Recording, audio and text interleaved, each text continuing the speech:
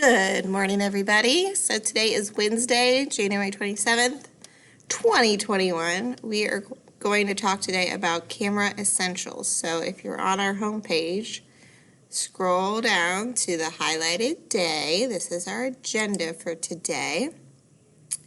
There is no Google Meet today because, believe it or not, I have to still help kids from first semester try and pass my class.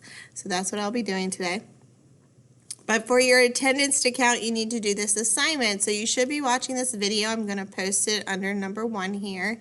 And then you're going to take notes from this PowerPoint. Okay, I'm not going to put up another link for the PowerPoint. You actually have to watch my video. Then upload your notes to the below link, or you could also type on the Google Slides as you watch the video. So if you click on here, excuse me, it'll take you to one of my infamous Google Slides, and then I've made a page for everyone.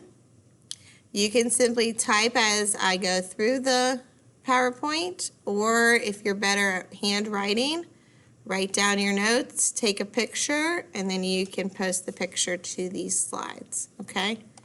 My visual art kids did great with this, and so I hope my photography students, my advanced students, do well as well.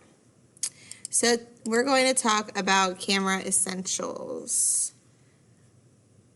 Let's see if I can get this going. There we go. Oh, I don't like how it does that. Why does it do that? Okay, well, we'll look at it like this. So you should be taking notes. You can write them down like I just said, or you can post to your Google slide. So as you already know, it is required to have a digital camera for this class. You are responsible for the care of your equipment. You must have a working camera. I do not have alternative assignments. Every once in a blue moon, you might forget your camera and I can figure out something else. But if your camera does not exist or becomes extinct, you're going to have to find a solution. Excuse me. So, start your notes with types of digital cameras. There are basic cameras, and there's 3 types of those. So there's subcompact, compacts, and super zooms. If I talk too quickly, please pause the video so you can write these down, okay? Subcompacts are called point-and-shoot cameras. They look just like this. Subcompacts fit in a pocket and are lightweight but generally have few manual controls. That means manual controls mean as a photographer you can change settings. Subcompacts and point-and-shoots, they're pre-programmed and they cannot be manipulated. A few include non-telescoping zoom lenses. So you can see where the lens is here. That's the part that is the window to take the picture. The lens does not extend from the body of the camera, so that would be non-telescoping. And it does have a zoom, but it just does not come out from the camera body. Sorry, I haven't talked yet this morning. These are what, when I was in college, we would all put our point-and-shoot cameras in our pockets and go out for the night, because our cameras didn't take pictures yet. When I started teaching, this is what most people had, okay? So the compact is a compact point and shoot. They're a bit larger, often have more manual controls. These are just a good versatile camera. I would not really use these for professional endeavors, but if you're just trying to learn how to take different types of photographs, this is always good. The point and shoot concept, okay, point and shoot. Anyone can take these photos. You take very quick captures. It's not a lot of artistic thought with point and shoot idea. And examples are selfies, Facebook posts, family albums, etc. So when you think about a point and shoot concept, if I'm going to the zoo and I just want to document our experience, I might just stay at my eye view, like my viewpoint, and just go click, click, click, click, click, click, click. You know, take a picture by the giraffes, take a picture by the elephants, take a picture of my kids looking into the pond. Like, nothing too artistic when you are doing a point and shoot concept, okay? This is not the professional quality we all like to see. And this is probably what my Facebook albums look like. All the memories I see now, I love them, but the quality is not professional photography quality, okay? And that's okay, but in this class we are going to try to go for professional quality. So there's the super zooms. So these have a slightly bigger body, and when I say body I mean the rectangle, a slightly bigger body, but their zoom is the lens is much bigger. So it has a bigger zoom, like I just said. There's optical zooms. You can zoom in 3 times, 35 times plus. And they do also give you manual controls, okay? Now, these are advanced cameras that I'm going to talk about here now, okay? Advanced cameras. There's advanced point and shoots, there's SLRs and DSLRs.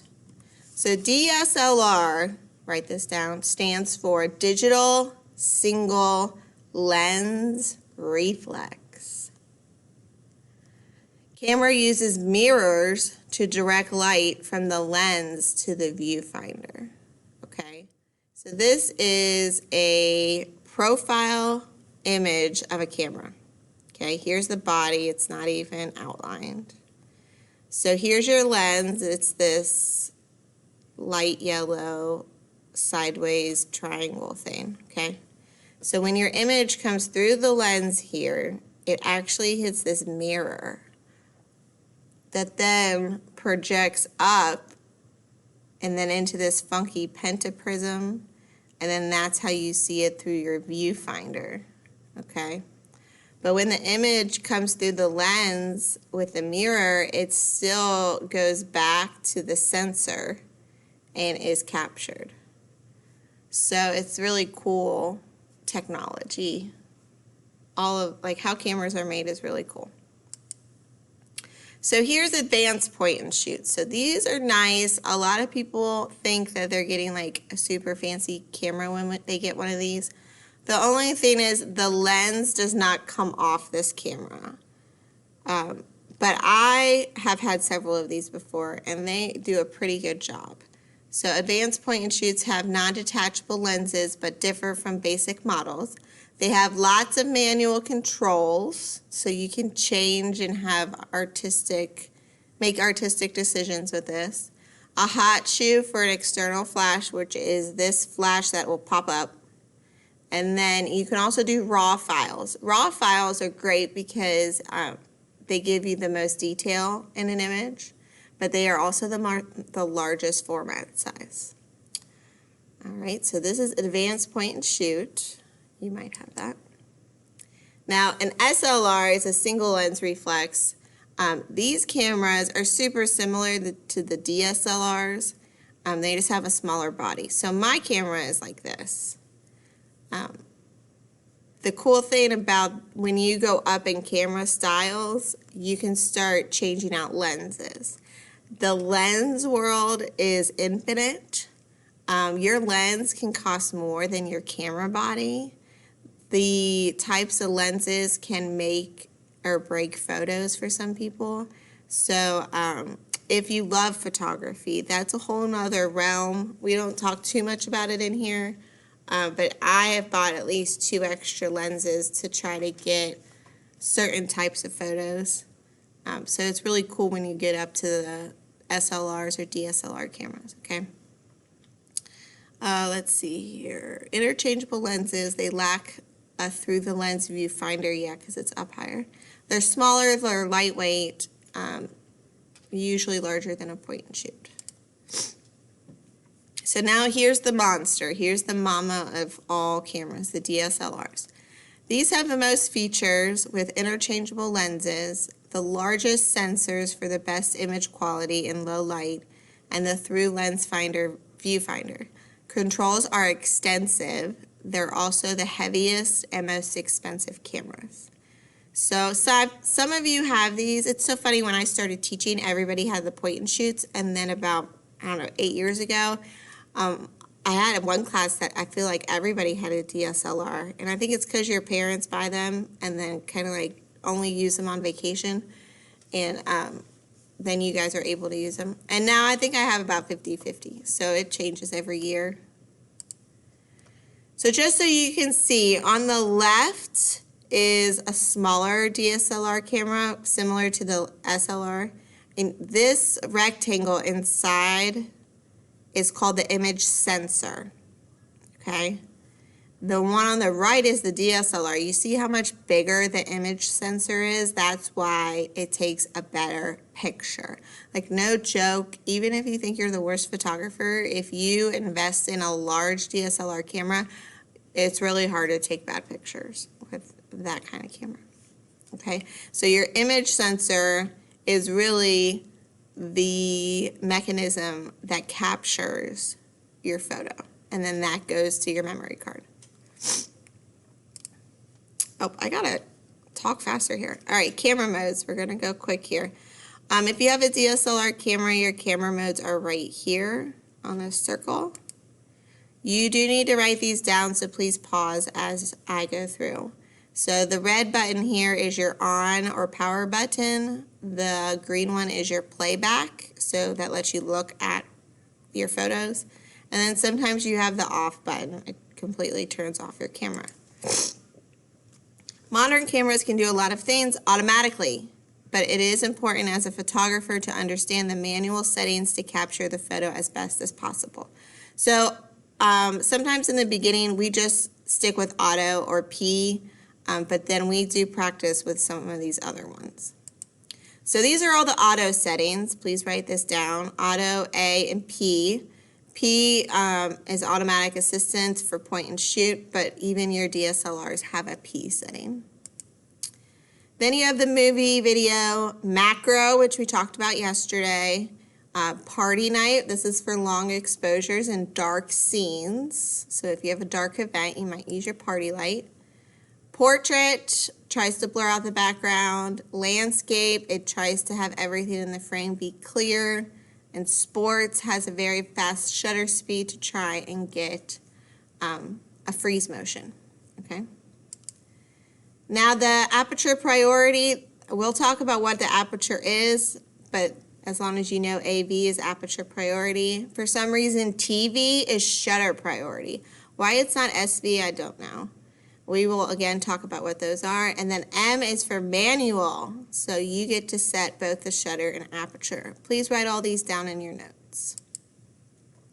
If you have a point and shoot, don't fret. You still have some of these images on your camera. There's your flash. There's your macro. You also have mode underneath there that might let you choose some different settings. Same with the DSLR. You guys have all of that up here on the dial. But then this is the f-stop, which is the aperture, and then that fraction is the shutter speed. So how fast that shutter opens and closes, which we will talk about more later. And then here are all your flash options. Please write these down with the definitions. The biggest thing I want you to take away is we're going to start off with no flash. I want to start teaching you about lighting and how different lighting can make or break a picture. So the no flash is really important going forward from here. But go ahead and write these down, okay? And then upload your notes to the Google Slide. Sorry, I quickly went through that. I rambled on too long. But that is it for today. Take notes, upload, and then I will see you tomorrow.